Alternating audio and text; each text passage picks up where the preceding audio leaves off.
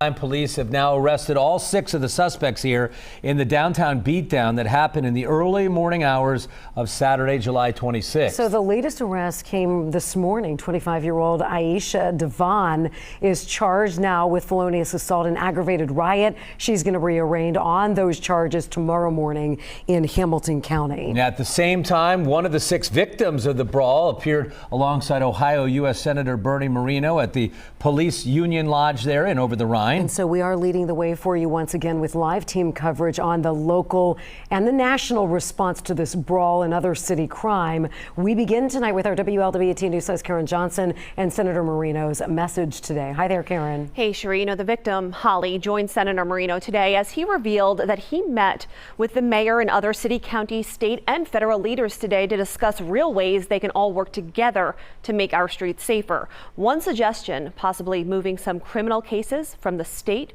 to the federal system. We're going to bring the U.S. Marshals in as well. I think there's a role for them to play.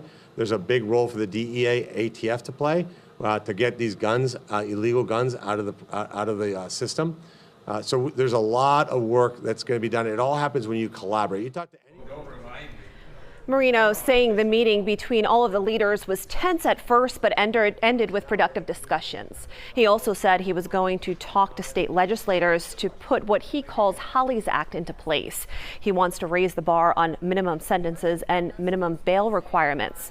Now, Holly, one of the victims in the downtown attack, also spoke publicly today, saying she wants to be the voice to help all victims who never got justice. She also referred to her assault as attempted murder, even though the man who knocked her to the ground has only been charged with felonious assault and aggravated rioting. You say attempted murder. I know you use that. I don't know if you remember being on the ground, but did you feel like you were going to die that night? I truly felt like that. And I still, am just shocked that I didn't. So are my doctors. So, at first I didn't know what to think of it. And the more that I think of it and the more that I have to rewatch the video, and seeing my body on the ground and seeing how big and strong that man is, there's no justification, and I feel strongly about that.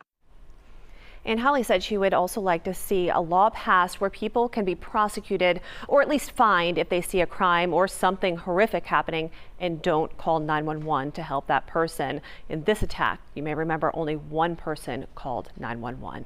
Sheree. Karen Johnson live for us. Karen,